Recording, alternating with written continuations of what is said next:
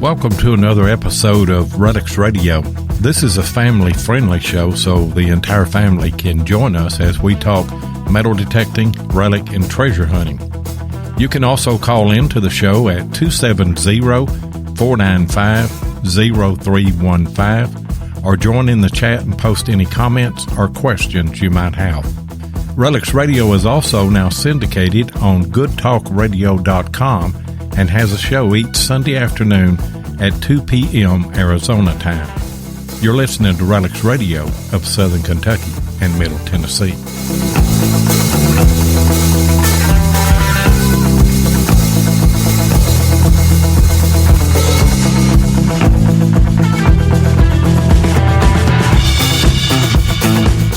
And it is showtime. You're listening to the world-famous Relics Radio coming to you from Polecat Point, Kentucky, right here in God's country along the banks of the beautiful Cumberland River. Want to welcome all of our live listeners that are on the Spreaker.com app, and also we want to welcome all of our syndicated listeners, and that's right, we are the only metal detecting show that is syndicated with the Cutting Edge Radio Network.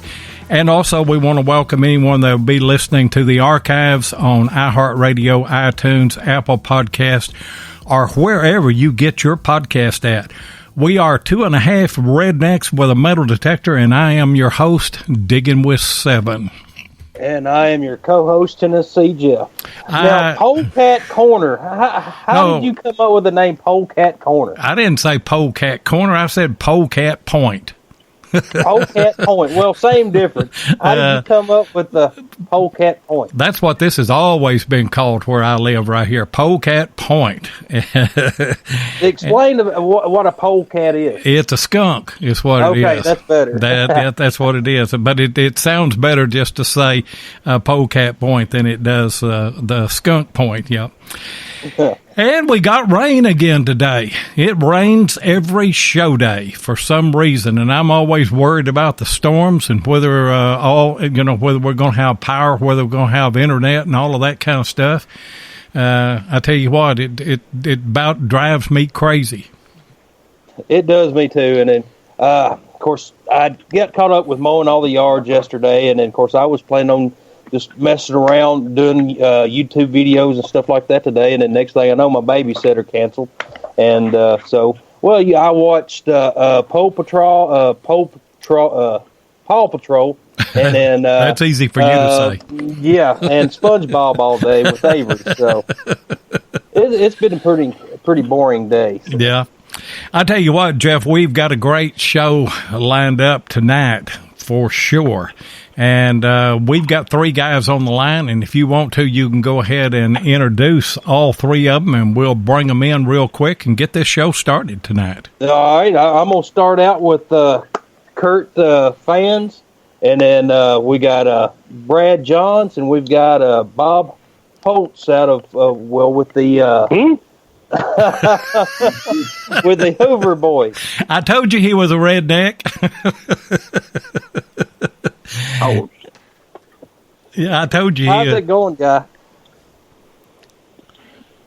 Hello. Not everybody wants. Yeah, not everybody at one time. Here? Yeah. This is Brad. I'm doing all right. How y'all doing? We're doing great tonight, Brad. Good to have you on the show.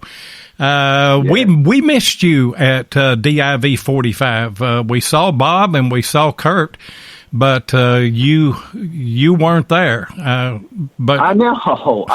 I missed you all. I watched the video that Kurt put out just the other day, and I'm thinking something's missing here. I think I missed out. Yeah. And you did miss out. You missed a great time. Hey, Bob, what'd you think about that Culpeper soil? Oh, well, we're supposed to keep the language clean here, right? That's right. I'll just say that red soil is evil, pure evil.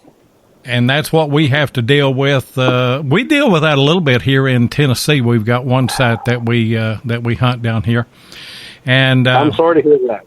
Yeah, but we hunt with those same machines. Well, I hunt with one of those machines every day. That's about all I'm hunting with now is my MindLab GPX, and it's a brute. I tell you what, it'll wear your arm out completely.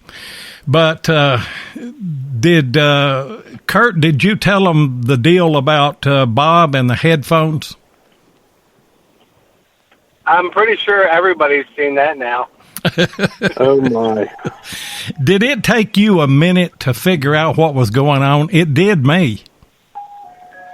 It took us all a minute until he reached for his headphones hanging around his machine.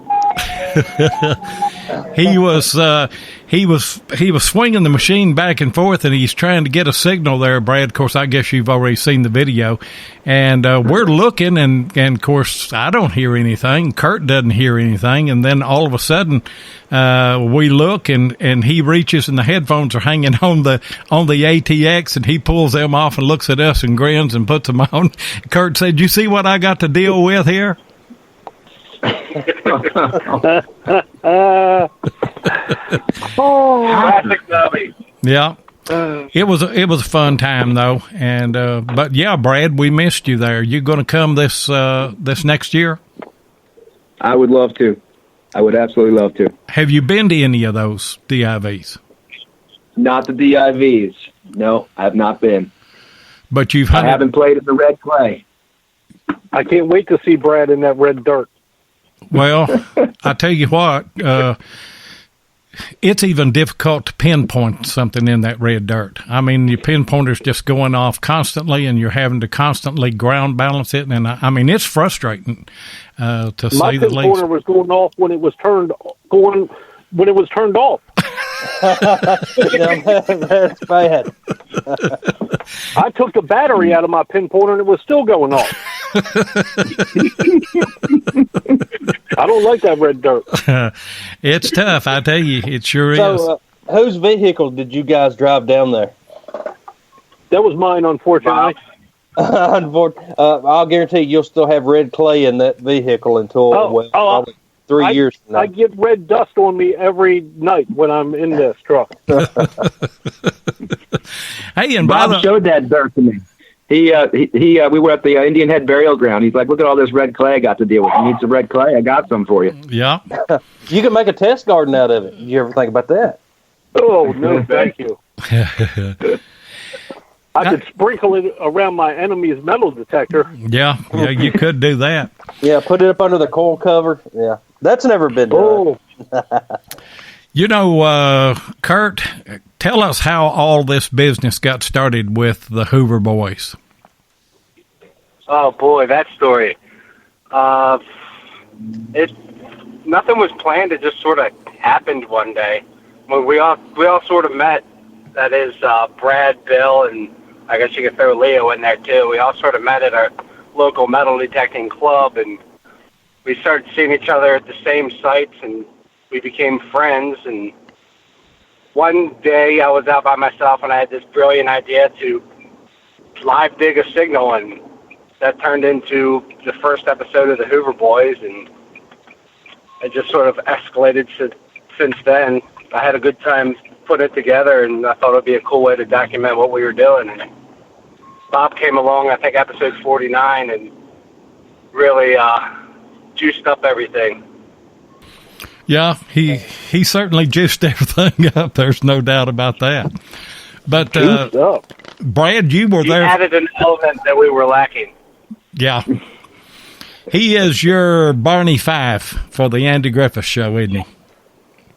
Oh, my goodness. Do a lot of things. That could be considered an insult in some parts. Not down here in the South, it's not. I will say every time we're out digging without Bobby, it's not the same. No. Oh. And the stuff that's not caught on video is like 10 times better than anything that we do catch on video, because it's you're out for 12 hours and you only have the video camera on for 20 minutes. It doesn't capture all the laughs throughout the day. He keeps us entertained, to say the least. I'd say so. I'd say he does. And it's you guys have got you've got quite a mix. I mean, the personality of each of you guys is completely different, and yet you find a way to mix all of that up. Brad, what's it like hunting with these guys? A royal hoot every single time. Never know what to expect. Never know what's going to come out of the ground. We fly by the seat of our pants a little bit. It's like, we have such crazy schedules. We never know who's going to end up where, and it's a lot of last second stuff. And some of our craziest hunts are a door knock in the middle of nowhere where we meet the nicest people in the world and wreck shop. It happens, and those are some of my favorite days with these guys. Yeah, I'd say. How many times? Go ahead. Was it Bob or Kurt? I was just going to say the best days are never planned. They just happen. That's right. And you never plan like your best moments. And Sev and I, when we've got out, we've had some great moments, and it's moments that just happen out of nowhere, and then you can't plan that, and then it makes it even that much better. So, Kurt, how did you get into metal detecting? What was your first detector and find? Well, I mean, I think we all had the same little Radio Shack job as kids, but my best friend in my neighborhood growing up, him and his father got into metal detecting, and they actually were in the club that we're all in now. And I would actually go out with them and watch them metal detect. And that summer, I saved up my money and finally bought a real machine and did it, a bunch of years as a kid and had a good time with it. Yeah. What about you, Brad? For the people that don't know. I don't know. I like to say I was born a treasure hunter of sorts. I've always had my eyes on the ground. Grocery store, shoe store, wherever I went with my mom, it was trying to find coins. And I actually had this little pocket in the back of the Ford Mustang that I grew up in. 5.0 Mustang. I don't know if anybody knows the coupes, but they got these little pockets in the back. And I had each one filled up with coins from convenience stores and whatnot. So, I mean, metal detector comes along, 10, 12 years old, something like that, and it's game over. It was like, oh, yeah, this is for me. I'm a metal detectorist. And what about you, Bob? I've got to ask you, too. So, well, I had an uncle that was pretty into metal detecting for my entire childhood, and whenever we went on family functions or picnics or to a park or anywhere, he always had his metal detector with him, and I saw one time at a flea market, and one of those Radio Shack jobs, and I spent every penny I had for the flea market and bought that Radio Shack detector, and that was it. That was it. And then I actually used that machine for a really long time, and my wife bought me my first nice machine, like for an anniversary present or something, in like the mid '90s. Wow. And then that was it. Bob, you're married? I am married. I am married. I'm very sorry, ladies, but oh man, I hope she's not listening. 22, I believe. Now, congratulations. Now, don't do like me, Bob. My wife and I last year we just decided that we were just going. It was our anniversary, and we thought it was our 40th. And so I said, when we got married, we just got in the car and just took off. We didn't have anything planned. I said, let's do that for this 40th anniversary. So we went up through northern Kentucky and went over into Virginia and North Carolina, South Carolina, come back through Tennessee. And we got home, and our oldest daughter said something, and I said, we just had a wonderful 40th wedding anniversary. And she said, Daddy, I hate to tell you, but it's just your 39th. So this February the 10th, we're going to have to go on another one of those, because I forgot how long that we've been married. But it feels like my whole life. There's no doubt about it. Oh, I hope Raina's not listening. No, I don't. She's down your way. She's down in Tennessee tonight. Hey, guys, we need cruise this time. Do what, Bob? That story made me nervous. Oh yeah. You need to always write it down. That's the point that you take out of that. Hey guys, we need to run a commercial and we'll be right back. You know, T-shirts are a perfect way to get your brand recognized, whether you're talking about a business, a club, a sports team, your YouTube channel, or whatever. But you may have asked, where can I get quality, affordable shirts on demand? Well, I'm glad you asked. Relics Radio uses DetectTees.com for all of our T-shirts, long sleeve shirts, and hoodies. That's DetectTees.com. Ken and Mark Guthrie make quality shirts that last, they ship quick, and best of all, they're affordable. So if you need customized apparel, then go to DetectTees.com and be sure and tell them that Relics Radio sent you. And by the way, we are going to give away a Relics Radio shirt courtesy of DetectTees.com tonight to a caller. And we're going to go ahead and open up the phone lines. We normally don't do that until later in the show, but we're going to open them up early because I know that there is somebody out there that wants to talk to Kurt or Redneck Bob or Brad, and that number is 270-495-0315. So call into the show and ask your question. Yeah, Kurt, you mentioned the metal detecting club. What club is that y'all remember? We belong to the Maryland Free State Treasure Club.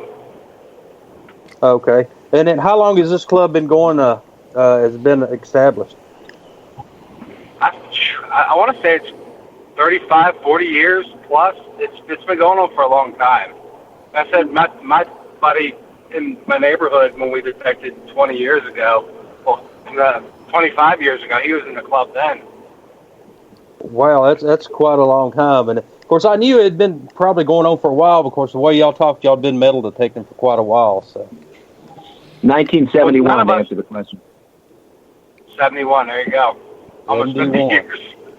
Man, of course, wow. 5 more years and I'd been born. So it's been going on for a while.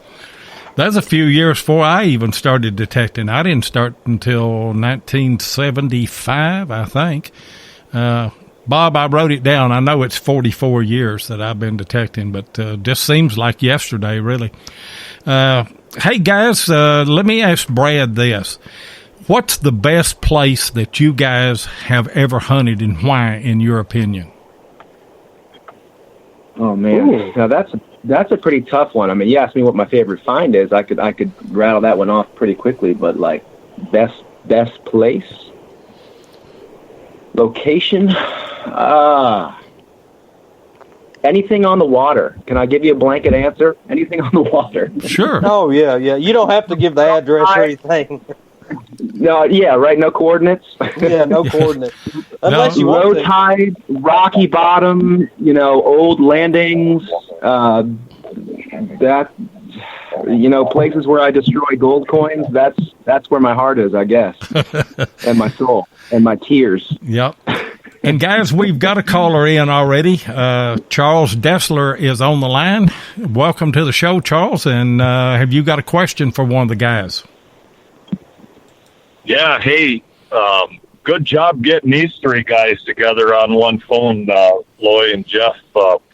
It's going to be a hoot. I know that already, but the Hoover Boys, I like you guys. You crack me up every doggone video I watch, and I was sitting here trying to think of the funniest episode that gave me the best laugh, but I couldn't pick one out, I guess, but I wanted to say that here recently, when you guys broke out the ATX, I think it is, that you're running now, I was just dumbfounded at the stuff you guys were pulling out of the Indian Head Park there.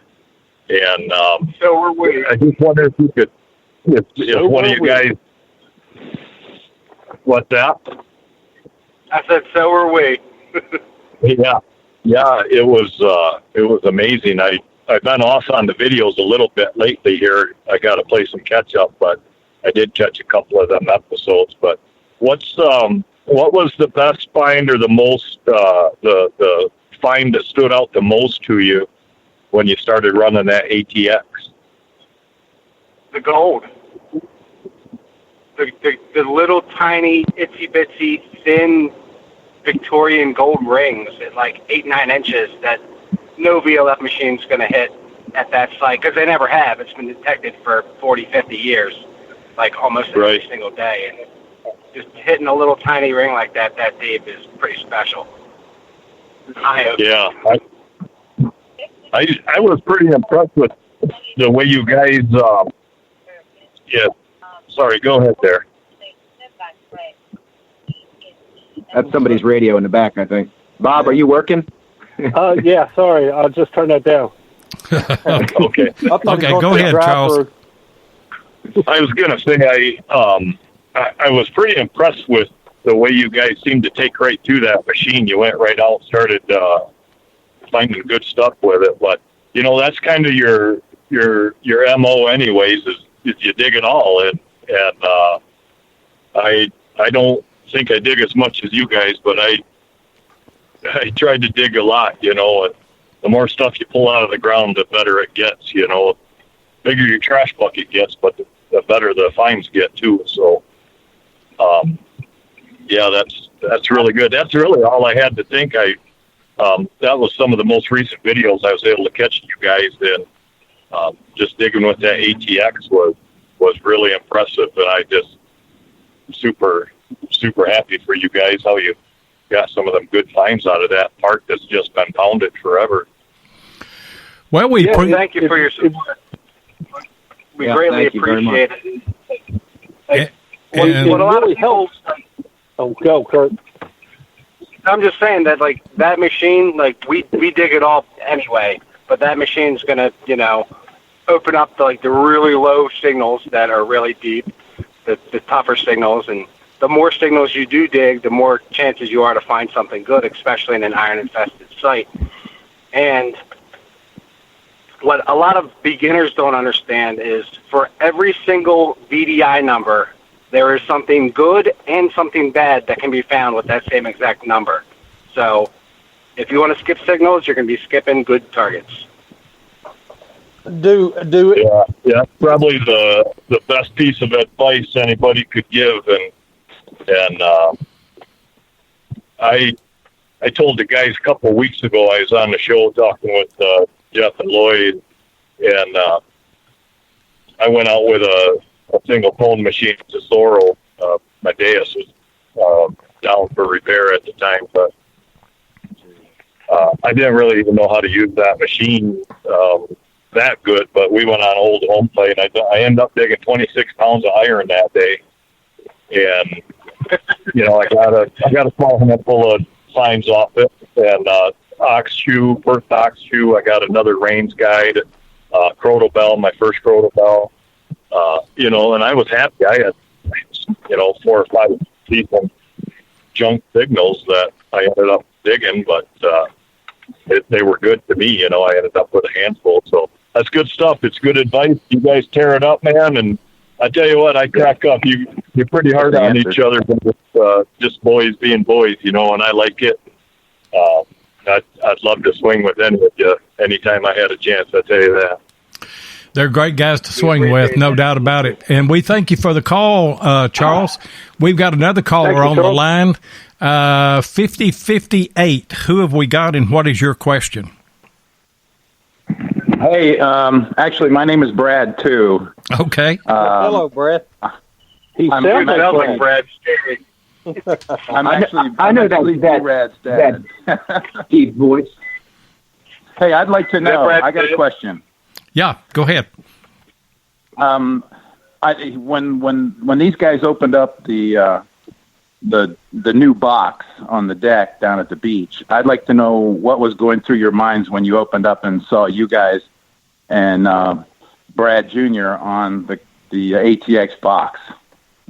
What did that feel like? Brad? It was. I didn't know for sure. I had a hunch. I guess Steve over at Garrett said apologies in advance for that ugly guy on the front. It wasn't my decision. And we were talking about it, and we were hoping that obviously one of us landed on the front, and we pulled it out, and we didn't know what picture, what it was going to be. And it was a true, euphoric, awesome situation. I was completely blown away. It absolutely blew my hair back. And, I guess I was on that box for about 30 days before they peeled me right off for some reason. But hey, it was a good run, right, guys? That was awesome. Anytime you can get out. I was just going to say one other thing real quick. Okay. And that is what Kurt does on these videos with the amount of time and the editing skill to make them like a television quality show. A huge shout out to Kurt, because every week he puts content out there that is stellar, really good, fun to watch stuff, and I thank him for that. Thank you for noticing. That's easy when he has guys like us to film. Yeah, that makes it a lot easier. And Kurt said all you got to do is just watch the last video that he put out, and that will debunk what Bob just said. Kurt, you want to... Hey, thanks. It's been a great show. Thanks a lot, man. Okay, thanks for the call, Brad. Thank you. And love you, Dad. Later. Keep listening to the show. You may win a T-shirt here tonight. Kurt, do you want to address that? YouTube is a beast. I mean, it is a lot of work. It's a ton of work, and it's a lot easier when you have good footage. It's when you have bad footage or just bad background noise you got to edit or put back in, or something you want to touch on, or you do it a lot in your videos now where you do a little history lesson on something you found, and those little clips take forever to find the right pictures and the right words and everything to sync up. But, the end product is well worth it when you look back and rewatch it. Yeah, and everybody knows that there are times whenever I have put as much, and my history clips run about a minute and a half, is what I try to keep them at. And I have worked as long as 16 hours for a minute and a half. History clip. Now, most of them don't take that. Most of them I can knock down in 3 or 4 hours. But, and let me share this with you. I've been watching the analytics on my videos here recently, and you're able to see audience retention. And I want to get your thoughts on this. But you can tell where people are fast-forwarding through your video and where they're actually watching. And it has surprised the time out of me. Most people are fast-forwarding through my history clips. Why do you think that is? Because they just want to see the finds. There's people out there that just want to see what you found. There's people out there that just rewind or fast-forward to the end, and like if people do a wrap-up like we do just to see what you found or to see where you are. And a lot of people will watch just to see where you are and to see if they recognize where you are and stuff like that. But everybody's different. That's how I found the Hoover Boys. Forwarding. That's exactly how I found the Hoover Boys. Watched the video and then went bottom feeding with them? No, I recognized where they were at. Want some water in a spray bottle. And then I sent them a message, like, I know where you're at. I'm watching you. And then they said, well, hey, come digging with us tomorrow. And now I'm on your radio show. Yep. Yep. Now you're part of it. Sure are. Yeah, I tried to do 7 that way, but, I mean, back in the sticks, it's hard to tell. I mean, a tree looks like a tree to me. So, I mean, it is in a thicket and a tree and all that, so it's hard to tell where he's at. Do you, Brad, do you guys have trouble with people trying to jump your sites like that, watching the videos and jumping your sites?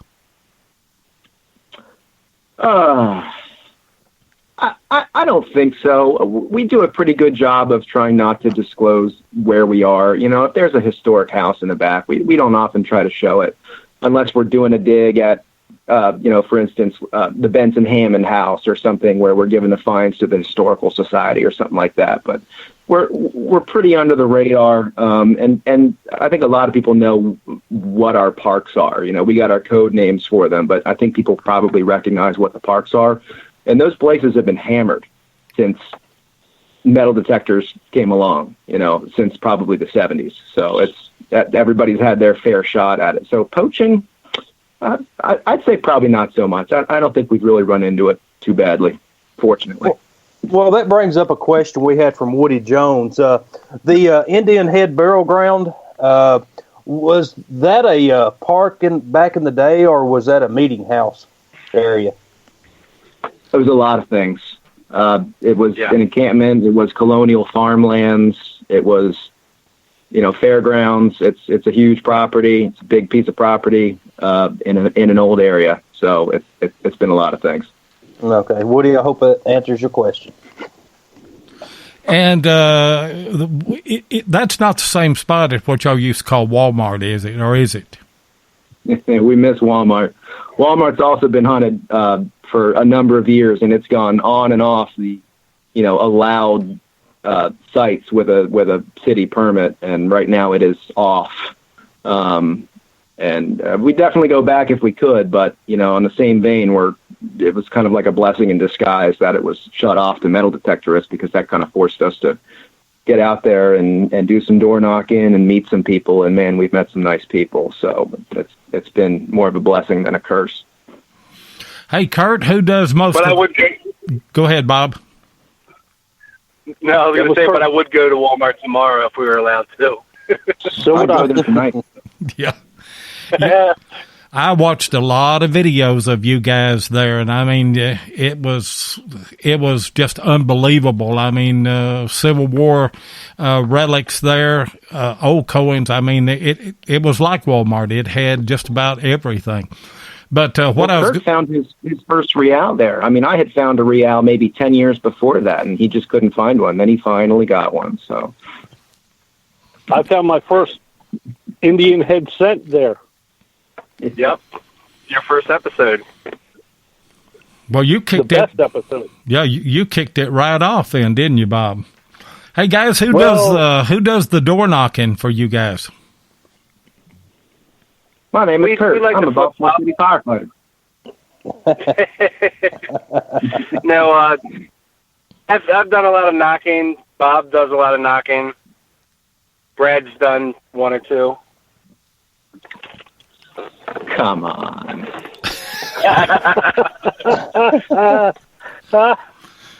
Come on, I turn a no into a yes. You're struggling on the front porch, and it's like, okay, let me get up there and see what's going on. Hi, ma'am. Yeah, we only need to break Brad out for special occasions. Yeah.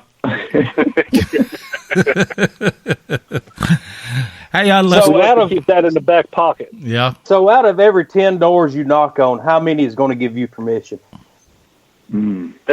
Sometimes no. Every single day is different. Yeah, every single day is different. There's days where we've gone out and everybody said yes, and there's a lot of days where we've gone out and everybody has said no.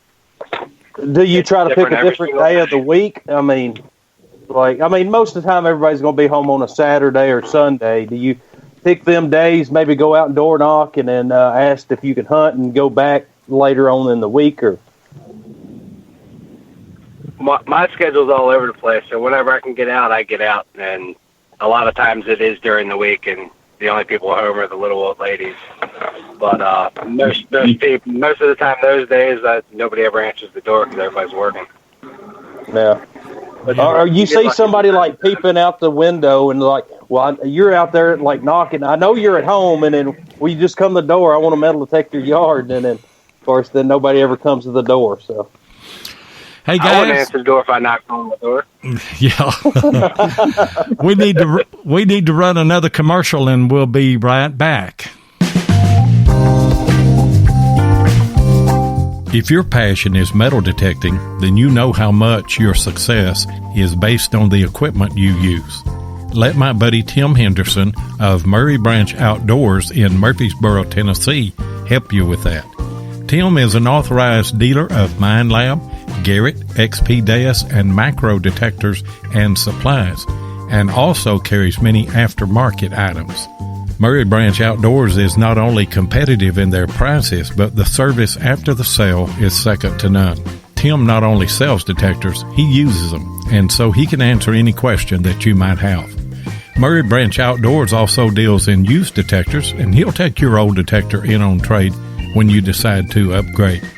So give Tim Henderson of Murray Branch Outdoors a call at 615-948-4611 or visit his website at www.murraybranchoutdoors.com.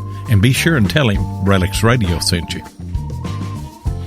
And reminder, guys, that Murray Branch Outdoors, in association with Not to Micro, we're going to give away an Amphibio metal detector sometime this quarter, which will run through the end of June. Now, you need to go to the Relics Radio Facebook group page and tell us what you like about the Note to Micro or the Amphibio, and we will give you a number. And sometime live on this show, we're going to call that number out, and you're going to have 3 minutes to call into the show and claim that prize. Dennis Grettencourt's putting numbers in. Don't put no numbers in here. Do it on the Relics Radio Facebook group page. And by the way, go and follow us on Spreaker. You're going to have to be a follower as well. So do that. If you haven't joined the Relics Radio Facebook group page, we'll do that and enter that contest. It's a great detector, and somebody's going to win that by the end of June. Now, we're not going to tell you what show, but so you're going to have to continue to listen. You got another question there, Jeff? And by the way, guys, before you jump in, the phone lines are open. We want to give away a shirt, so somebody call in 270-495-0315. Right now, Charles and Brad are the only two that are in the running for the shirt. We had a. Yeah, go ahead and call. Well, I guess that counts, doesn't it, Seven?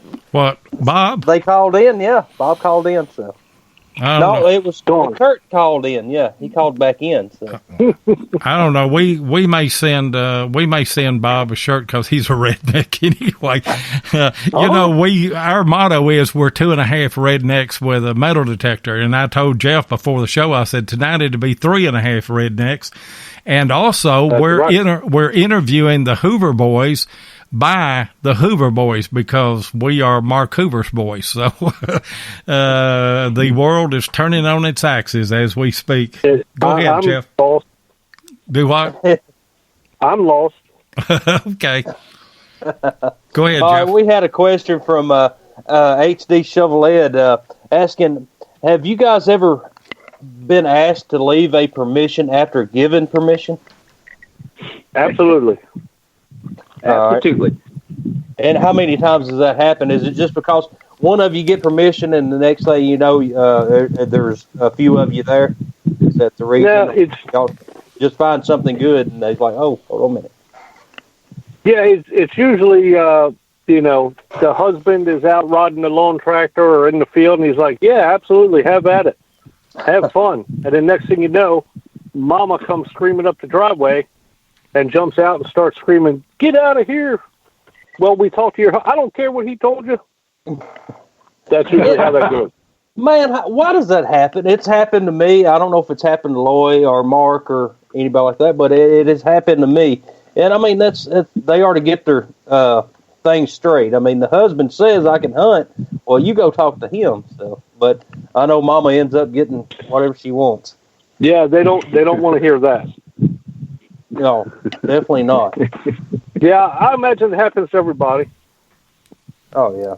So, and then I have had been asked to leave a permission after finding something good, and then, of course that first they, but well, you'll never find anything, and then sure enough, you find something decent, and then they're like, well, I think my grandson or my son is going to metal detect now, so blah blah blah. So you have to leave. Yeah, that's a standard. Yeah, they always think it's worth something too. You dig a large scent and you're super excited about it. You dig a braided hair large scent and it's beautiful to you, but it's worth exactly $3.25. And they think they're going to get rich on their yard.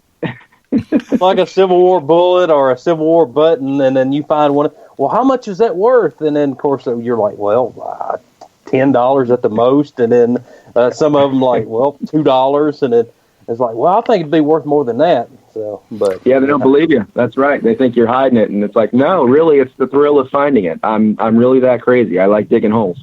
And that's the truth.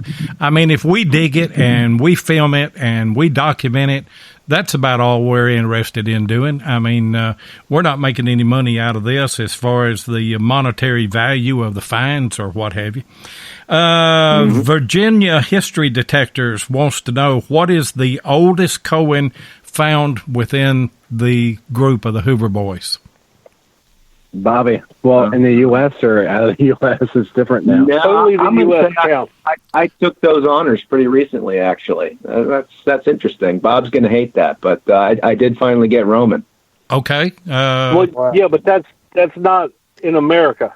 Okay. It's not America. Even Bill Hill could go to England and find a Roman coin. I think they want to know what's the oldest coin found here where we live, where we detect. All right, go ahead, Bob. I'm pretty sure that's the question. Okay. Pretty sure it's Otto, ugly, Elizabeth or something or other, mid 1500s. Apparently that's a good find around here. That's what somebody told me. So congratulations, Bob. What did you find, Bob? And then we'll get to Brad. Oh, really? Oh, I found a Queen Elizabeth I sixpence from 1561. Wow. In America. In America. In America. That is a good find. I tell you what. How do you think that got over here? I was shocked when Kurt told me that's what it was. And I believe that's on video. I was pretty floored. Yeah. We were both like almost tearing up about it. Yeah. Now, Brad, go and tell your side of the story. And, they kind of left the question open. And I kind of think like Bob did, that maybe they were asking about here in America. But what is the oldest that you found? I'll keep it in America. I think when you hop overseas, you're cheating a little bit. We're talking about America here. Yeah. So Bob's got me beat by, I think, about 90 years. I'm not in the 16th century. I'm in the 17th century, which means I'm in the 1600s. I found, I think it was an 8 Maravitas hammered copper coin. And that was 1640 something. I think 1641. Yeah. 41, 48, somewhere around there, mid 1600s, and that's definitely my oldest coin. That was another shocker we weren't expecting. Yeah. Yeah, absolutely not. That was weird. It was a hammered coin, so it was an odd shape, and it was, is this just a piece of slag? Is this just copper junk? And gave it a couple of rubs, and a couple, the stamp started to come through. You could see the shield on it, and you can barely make out the date. So that's my oldest identifiable U.S. Yeah. That's great. Bob wins. That's a great find. What about you, Kurt? What's your oldest in America? Nothing too special. Probably late 1600s. I've pulled a couple William and Mary half pennies. They were like 1694. A couple William III half pennies. They're 1694 to 1701 or 2.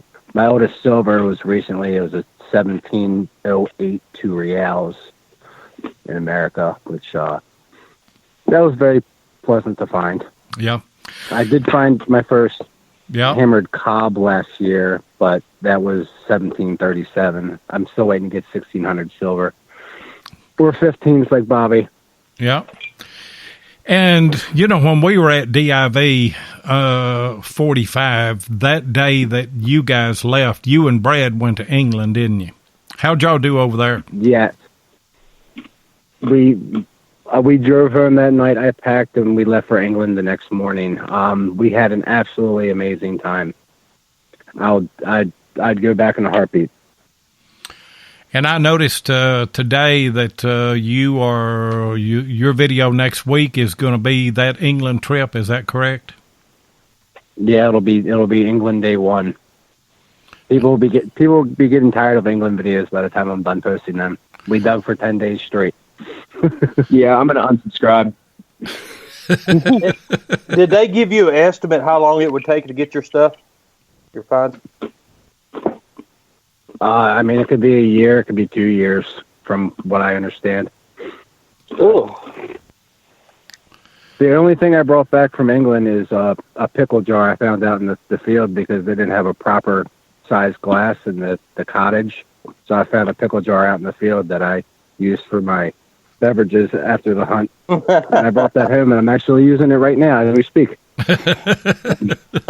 That's disgusting. That's pretty cool. I cleaned it. Mm. So you guys, you guys had 10 days of hunting over there in England then? Yes, sir. It was weird hunting for that long, putting everything you had into it, spending all kinds of money, and then coming home with a pickle jar. But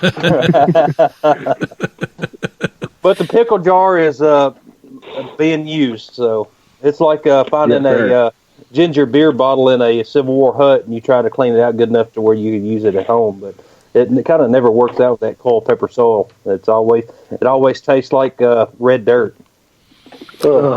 And guys, I think I missed a call. If you will call back in, I think it's 4849. I was sitting here talking, and we don't have the volume up on Skype and everything. So if you'll call back in, I'll add you to the call. Let's go around the horn right here. Well, hold on just a minute. We got the call in, and we'll just bring it in right now. 4849, who have we got on the line, and what's your question? My question is, I want to just say thank you. This is Larry Stevens, your neighbor to the north. So okay, I think I'm not sure that I actually want to say thanks. Between you and the Hoover Boys, you kind of got me into this hobby. So I'm a complete newbie, as you well know. About a year and 4 months now is about all I've been doing this, and I absolutely love it. And basically, I just wanted to say thanks to all you guys for all the hard work of putting those videos together, because it is. I know it's got to be a lot of work because I tried it once. Yeah, well, this is Brad here. The editing is exhausting, let me tell you. And shooting all that video, I mean, it hurts my arm. So that's definitely hard work, and I appreciate that shout out. Not a problem at all. So no problem, Lloyd. Take care, buddy. Okay. Yeah, Larry. You too. Bug Tussle doesn't have very good internet service. Did you want to say something to Larry as well? I think he's off, but you can respond to that if you want to, Kurt. No, I just wanted to say thank you, and we appreciate it. It wouldn't be as fun if nobody, I guess, watched the videos. I never even started this for viewers or anything like that. It was just to document what we were doing, but the support we got almost immediately was so amazing, and that's what actually has pushed me to keep it up. Yeah. So every time somebody comments with something nice to say, it's always much appreciated. Yep. Yeah, it is. And let's run our last commercial, and we'll be right back.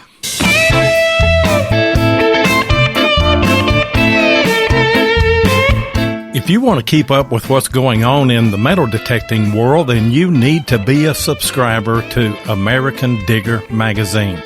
Butch and Anita Holcomb are the publishers of the magazine and have won awards for 3 straight years for being the best digger magazine on the market. American Digger magazine is available in both print and digital formats, so no matter where you live in the world, you can enjoy the latest happenings in the hobby.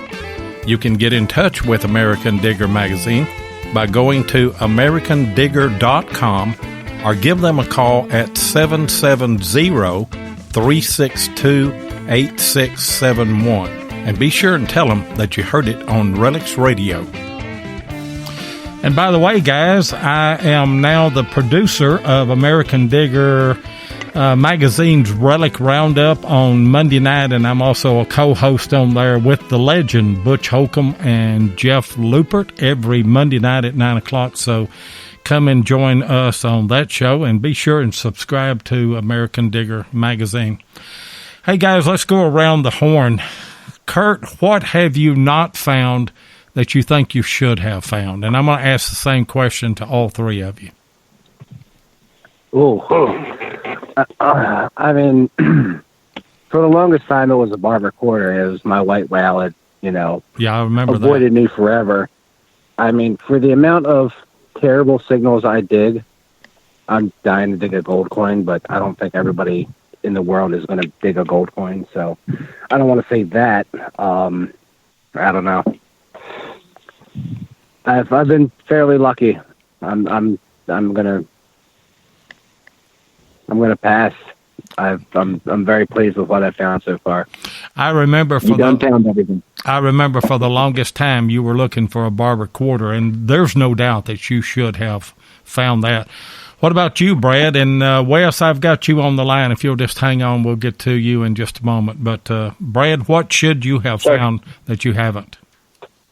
I mean, should I have found? I don't know about all that, but I would have liked to have found by now, I think, a cob, silver cob Spanish, or a cut Spanish coin.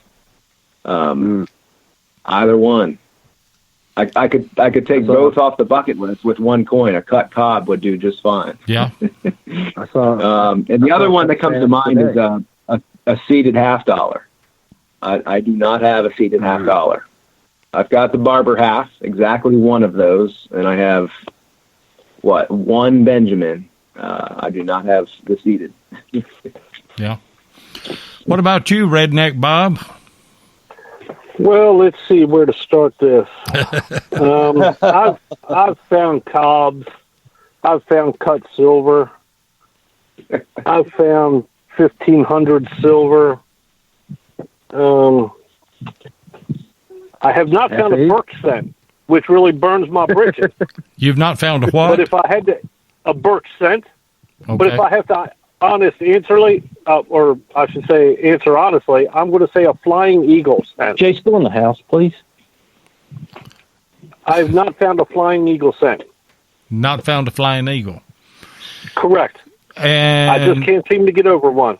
I've only got one of those, and I found it at a Civil War site, but I haven't found a 2-center, and I didn't think that you had found a 2-center, have you? Yeah.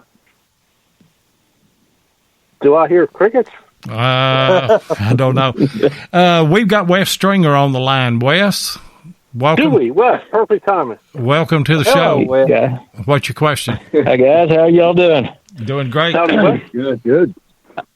I've got 2 questions, really. What was y'all like when you first started metal detecting? The very first cool thing you found. What was that? And then if you could explain the, hey, 44 ladies, that's me. Woohoo! Can you kind of explain that a little bit? I guess the quick one to get out of the way is the 44 thing. Well, that's our buddy Chris. He's up in Ohio.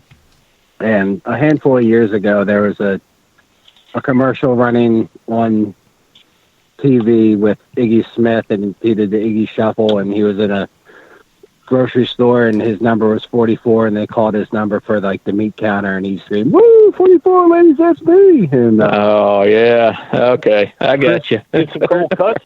Get some cold cuts. Yeah, get some cold cuts. And Chris used to say that on his videos when he posted videos whenever he found a 44 coin. So the first chance I had, I got him to say it in the bathroom at the CWPPO, and we throw it in there for fun. Well, it's pretty funny. Oh mercy! It lives in infamy. And what was the other part of your question? And then we got a couple more calls to get to here, Wes. The first find that you found, and that you thought, hey, I'm going to keep doing this. I'm going to keep going, and the first cool thing you found. Well, I guess I'll start first. I mean, as a kid, I always collected coins. I'd go to the flea markets with my father, and I'd always loved mercury dimes, probably because it was the only thing I could afford. But when I got my first real metal detector, I found a 1940 mercury dime in my parents' backyard, and seeing that nice shiny coin come out of the ground did it. Sweet, awesome. What about you, Brad? What got you into it? What was your find? Yeah. For me, I think I found my first silver coin with a bounty hunter, quick draw 2, probably like 12 to 13 years old. It was a Washington quarter, and I was shocked to see it come out of the ground like perfectly silver. I didn't know that they came out of the ground beautiful, so that was definitely a hooking point. And probably a silver spoon in my own backyard got me fired up as a youngin'. It was a monogram spoon, and it had a date of 1911 on the back, and I thought that was freaking fantastic. So that definitely got me dialed in. Yeah. And you, Bob. All right. And me, Bob.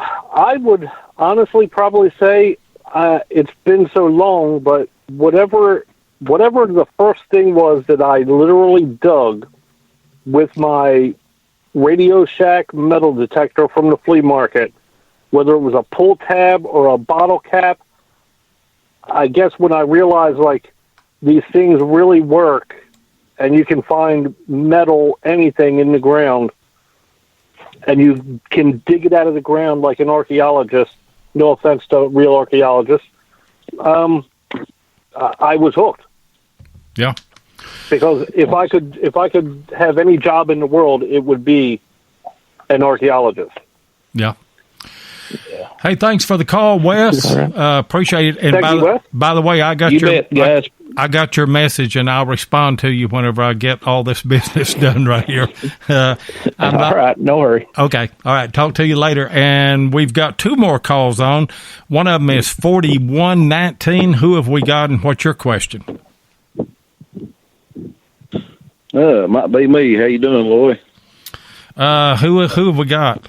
That's 0119. Do what? Duran Sexton. Okay. Hey, what's going on? Not much. How y'all doing?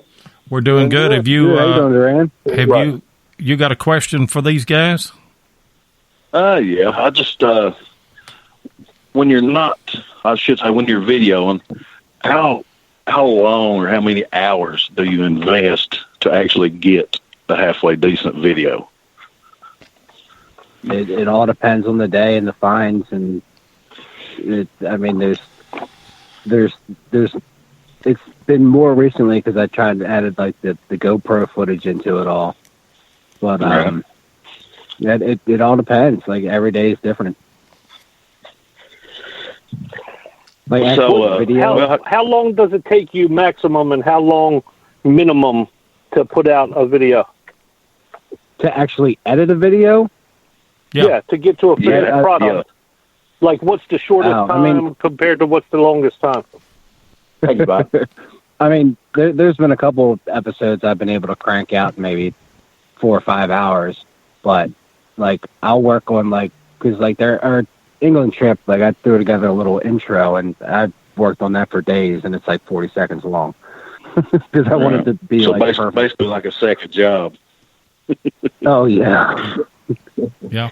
That intro blew my hair back. That's a good intro. Look forward to that. The man worked on that, and it looks good. Is that Brad? Then. Yeah. I know. I just love y'all sense of humor. You guys are great, man. Hey, we look forward to it every week. Hey, Darren. I recognize your name on the comments. Yeah. Yeah. Thanks for the call, and hey, buddy, we need to get together here sometime. We don't live that far apart, and we don't. Try to do a little bit of hunting together. But we appreciate the call. I need to get to another one here real quick. We've got Woody Jones. What's going on tonight, Woody, and what's your question? Hello, Loy and Jeff, Kurt, Bob, and Bill. How's it going, guys? I've got a comment and a question, if I may. Okay, go ahead.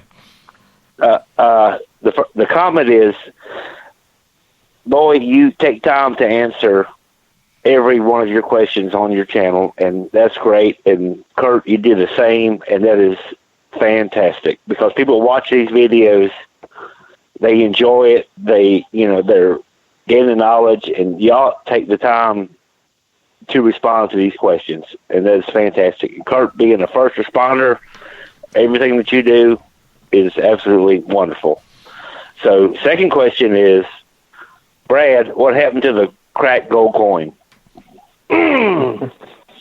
Ouch. What happened there? Oh my gosh. It lingers, man. Has it been a year now? I think it's been over a year now. It's probably been about a year or so now. Yeah. Yeah, I try not to look at it. First? No. I mean, yeah, Bob, you want to answer that one? I didn't break it, right? Go ahead, Bob. Tell the people I didn't break it. Yeah, I'm not a professional metallurgist, but I'm pretty sure gold is too soft of a metal to hit with a shovel and snap like a communion wafer into 4 almost equally perfect sized chunks. I just find that hard to believe. Well, see, I just got it perfectly. I couldn't recreate the strike if I tried. You can see where the shovel, where the Predator hand digger went right into it, and it split with one shot in 4 equal pieces. It's impossible. It's almost like I was supposed to give it away. Impossible. Well, see, I still say it's impossible. It sounds impossible. I had commented. I had commented on that. You know, when that happened, I said, well, maybe Brad will share this for the Hoover Boys anyway. You know, give each piece, each one a chunk or so. You know, I thought that'd be cool. You know, because it was something that. Bob, you want a quarter quadrant of sadness? I do not. I do not want any parts of that. He wants the whole thing, right? Yeah. Bob, you want a French coin, man? I thought you wanted American. I will not be American. American right on. Hey guys, I'm gonna get off here so somebody else can call. Okay. All right. So thank you guys. Great show tonight. Thank you. Okay. Thanks, Woody. Right. Thank you. Thanks, Woody. Appreciate it. Another longtime listener there, Woody Jones. And phone lines are still open, guys. 270-495-0315. And Jeff, you got another question? I hadn't seen the video of the gold coin busted up. So it did actually bust into 4 pieces. Is that what you're saying? I don't think so. As Virginia history detectors put it on the chat, he put shattered. They get brittle over time. It happens. Gold does not get brittle over time. Well, see, Bob, I'm with you.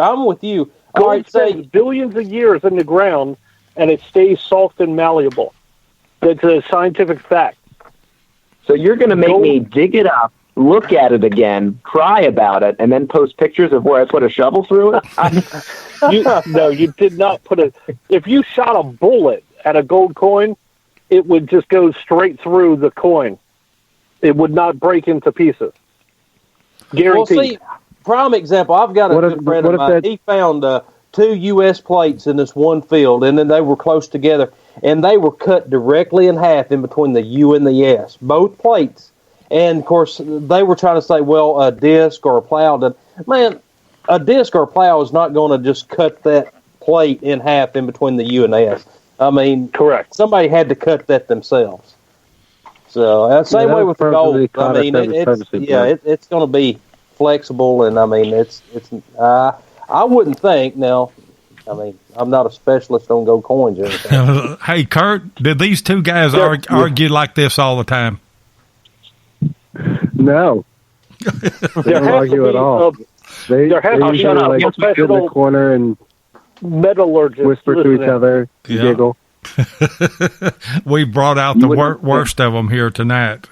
Now, I know some of your Riels that come off the Atosha and the 1715 fleet that they have in Mel Fisher's museum. Now, they will break apart because, I mean, I've seen them and held a few of them. And, of course, Mel Fisher's granddaughter, she explained how you could melt some down and some you couldn't because of the way the salt had been messing the metal. So I have no idea with gold. I don't believe that happens to gold, though. Bob's confusing pure gold with gold that was mixed with a little something and made into a coin. Yeah, probably so. If it's got some impurities mixed with it, it could do that, Now, pure gold probably wouldn't, but if it's got some impurities mixed with it to make a coin, which I guess that they probably did, and then there's a possibility of doing that. And y'all have got a term now, I guess, Brad, that is at your expense of flowing hair something. What do they mean by that?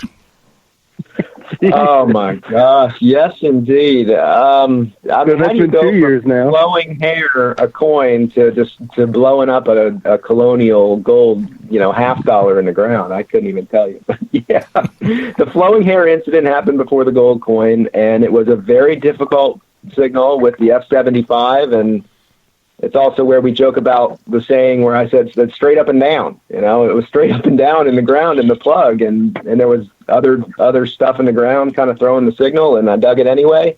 And my Predator Ranger went down directly on top of this little tiny flowing hair halftime on the tiny little rim, which was sitting directly perpendicular, and scraped the front of it and bent it slightly. What are the odds? At about 7 inches, too. You can see it in the plug. Who knows? I mean, at least I dug it. Yeah, I know. And well, yeah, your reaction on that video is priceless. I mean, because that broke your heart, didn't it? Yeah, that one hurt. That's been a meme on the internet for a while. Scott Hansen said I'm the brunt of all the jokes. You know what? Fair enough. I earned it. Hey, at least I dug them, boys. You did dig it. I did dig it. Yeah, I love that thing. It's got a tiny little kissing on it. I'm over that one. I'm not over the gold coin. I'm over the flowing hair, and I love the fact that when something comes out of the ground and you nick it, you flowing haired it. I can own that. No problem. Yep. And you can always look. It's still yours. You found it. So I mean, that's it. That's correct. Yeah. That's the worst part of it. He found it. That's right. That's two silver U.S. coins from the 1700s, Bob. Did you know that? America. How do you guys? I mean, I know that you door knock and everything, but finding these, and y'all live in a historically rich part of the country. There's absolutely no doubt about it. I mean, we don't have the history here that you guys do there. But I know that you door knock, but do you research and work with old maps and things prior to going out and getting permissions and door knocking? I guess I'll give that one to Kurt and let him answer that one. Me?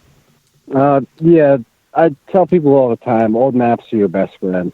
Old maps will get you pointed in the right direction of seeing where and when things were popular. And a lot of times we will, we haven't been to this town yet. Let's go to that town, and we drive there. We drive through the town, get our bearings, look for the farm just on the outside of town, knock on their door. But the old maps will definitely get you to places that aren't there anymore, which is huge. Now, do you use some kind of overlay system like Maprika, or overlay it on Google Earth or what have you, or do you just go by the old map and try to get in the general direction? Well, I like my old topo maps, but throwing the overlay over top of it now definitely helps. I mean, there's historic aerials that we use a lot.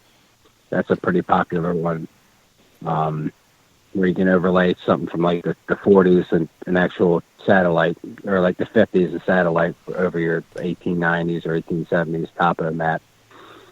It doesn't always line up perfectly, but it gives you a good enough idea to get you pointed in the right direction. Yeah, I've used that, and I've started using Maprika. It was a ski app, was what it was meant to be, but if you can get an old map and get at least 10 reference points on that old map that are current today, it will just about put you right on the site.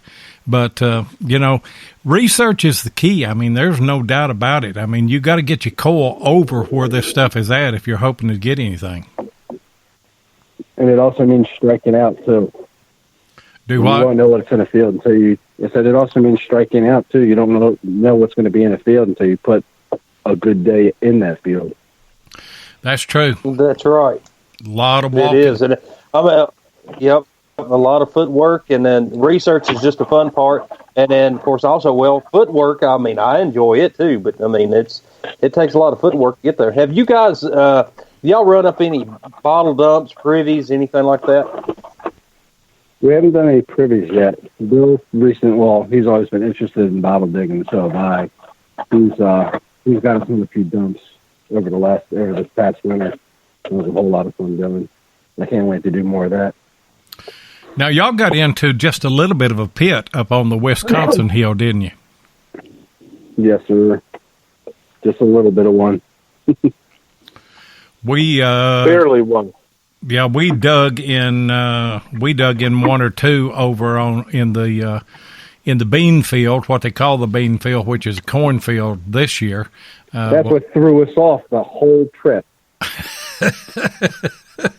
Everyone's like, no, we're in the bean field. And it's like, we found out the last day of day 3 that it was the cornfield. Yeah. Well, you guys were kind of like I was. If it hadn't been for that last spot that we went to, I wouldn't have had any footage hardly at all.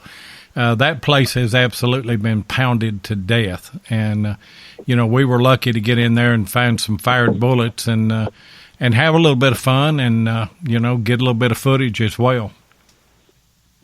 Absolutely. Bobby needed that area. I needed that area bad because Button Hill was all out of buttons. Yeah. Sold out.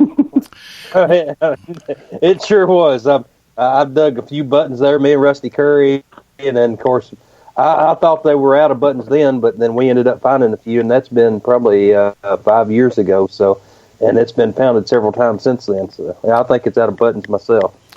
Well, I think the ones the ones that Kurt and Bill found, somebody dropped out of their pouch. Not a 10 inch. The one that Kurt found had gold gilt and everything on it. That was an eagle eye, wasn't it, Kurt? Yes, sir. That was a beautiful button. I found 2 at Button Hill, but one of them was a trouser button and one of them was a general service cuff. Nothing to really write home about. Hey, guys, I had Mark Hoover give me a number. I numbered everybody as they called in, and I had him give me a number.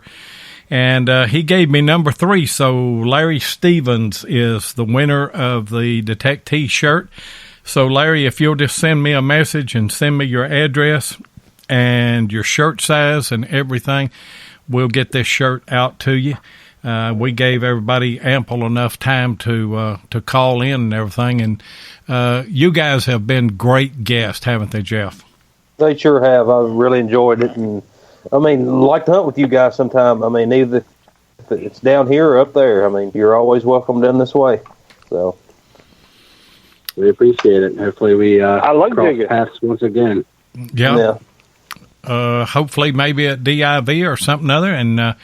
Brad, we'll let you say your piece, and then we'll just kind of go around the horn with everybody. Yeah.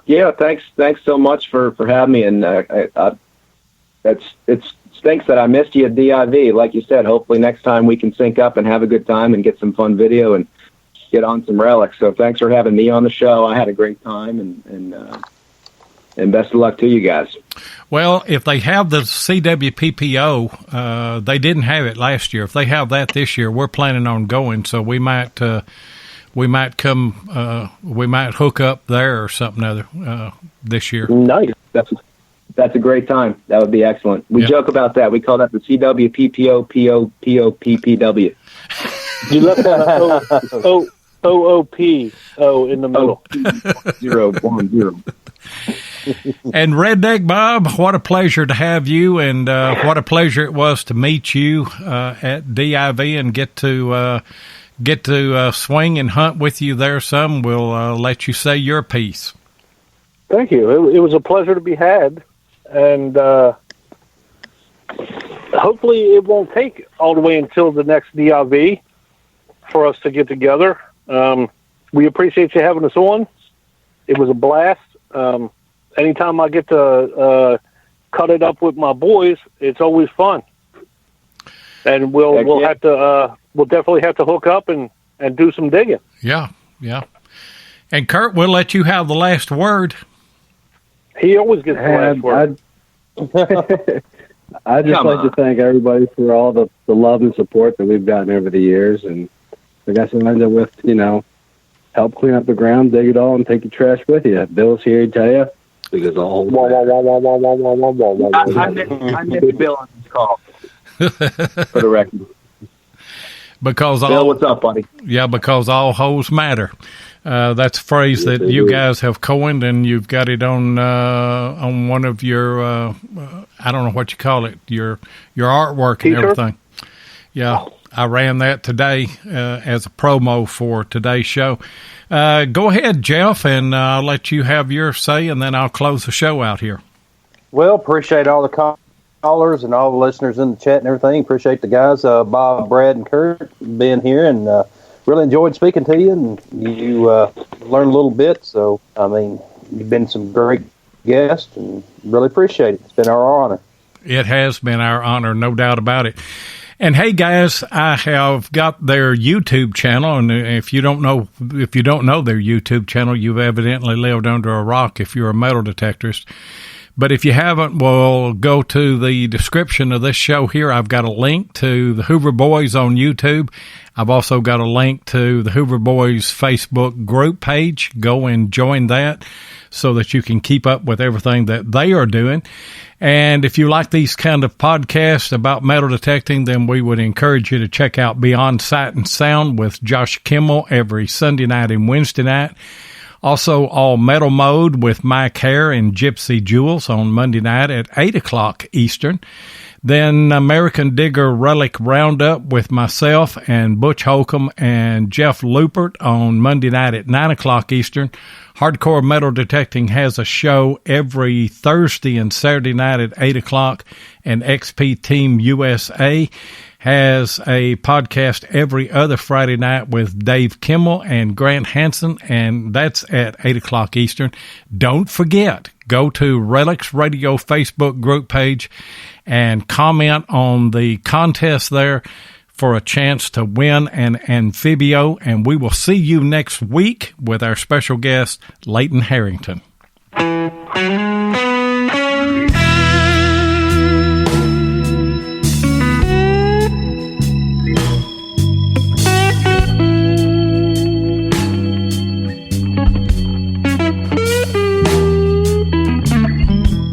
Thank you so much for joining us on Relics Radio. We really do appreciate it.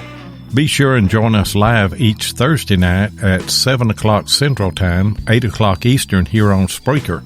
Or you can catch the archive show at Relics Radio on Spreaker, iHeartRadio, iTunes, and many other podcast outlets.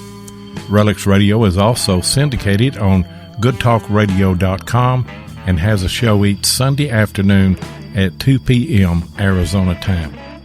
Please take a minute and hit the like button, and be sure and follow us so that you'll get notifications of all of our upcoming broadcasts.